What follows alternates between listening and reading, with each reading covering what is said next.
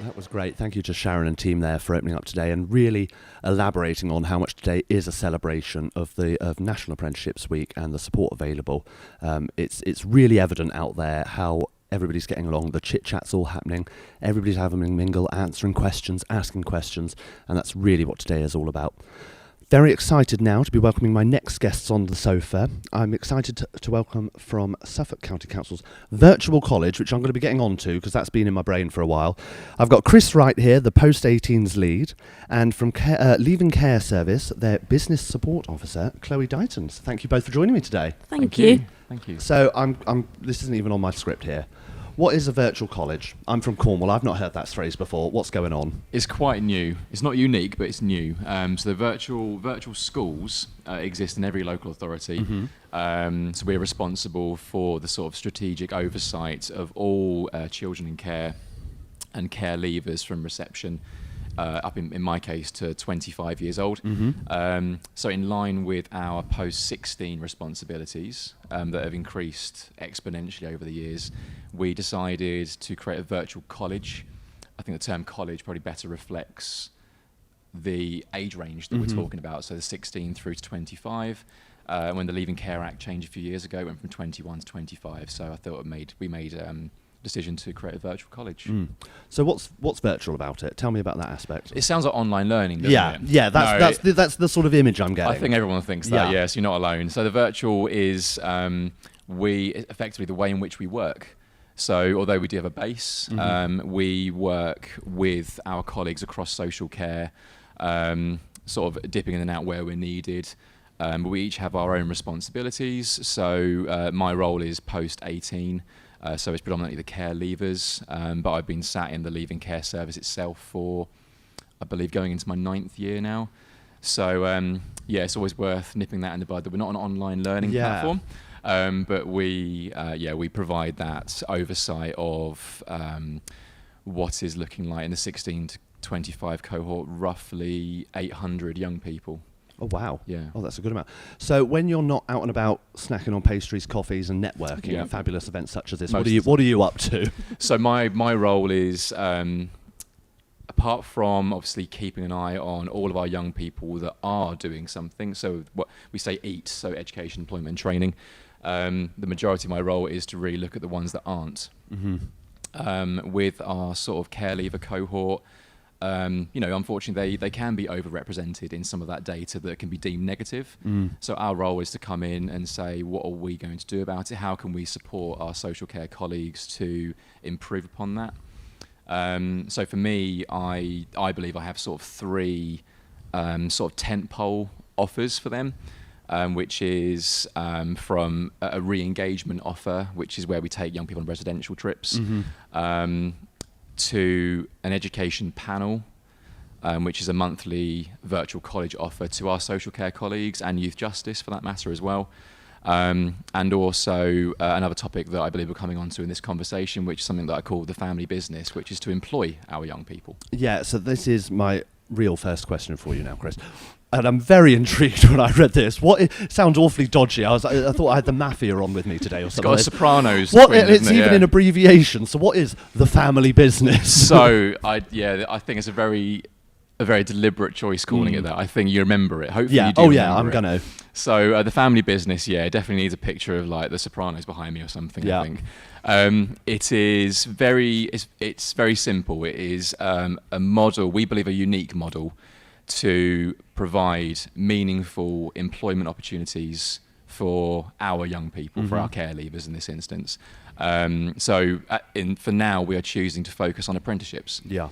So I've called it the family business because we look at it as, we are a corporate parent to, as I've said, hundreds of young people, and that's just in the 16 plus cohort. Otherwise, you are talking thousands. So we're a corporate parent, but we want to be less corporate and more parent. So it's about providing the opportunities that you would for your own children. And we feel we have to start that at home, which is within our organisation. So it's a model that we've been piloting for a few years and will be sort of relaunching this year. And Chloe was part of my pilot scheme for this, along with many others. she's become an ambassador for this piece of work, but it is all about finding meaningful opportunities for our young people. Why is it you're looking to recruit more care leavers as apprentices? I think our care leavers, we look at it as through no fault of their own, they've been dealt a false start. Mm-hmm. So we hope to be able to provide, we can change that, provide something positive, and perhaps in an area of expertise they might feel they haven't got a chance.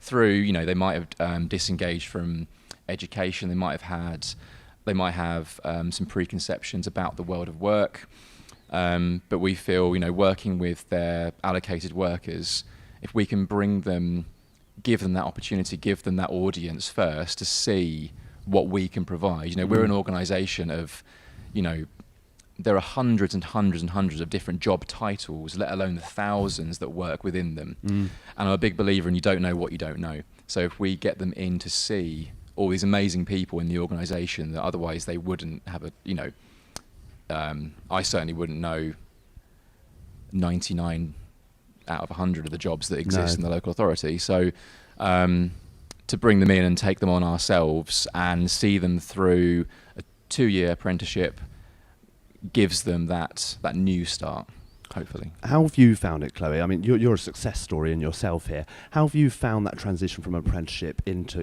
the world of work? See, when I first got the apprenticeship, I wasn't very sure because I've had jobs in the past what I thought would be for me. And then I got offered this apprenticeship. I looked at the job description. I was like, maybe that's not for me. The job description didn't say much. But then I got into it, and then I found out that maybe this sort of job is for me, and I am grateful that I had the apprenticeship first, because now I'm a full-time member of staff. What do you think, how's your apprenticeship sort of impacted the person you are today? Do you think it has? I think I have. I think it has. I've not had much confidence in the past. So working in a team, what I work in, it has helped me. It's made me grow. I've learned life skills I'll take forever, and it has helped me a lot. Yeah, and this is what we were reiterating earlier. These are life skills. They're not just skills that are going to solely stay in the workplace. No. You're going to take that confidence with you all the way through. Yeah, and I know I have. I built my confidence so much, and yeah, I think it's amazing. What would you say to a care leaver that's thinking about an apprenticeship? To do it? Yeah.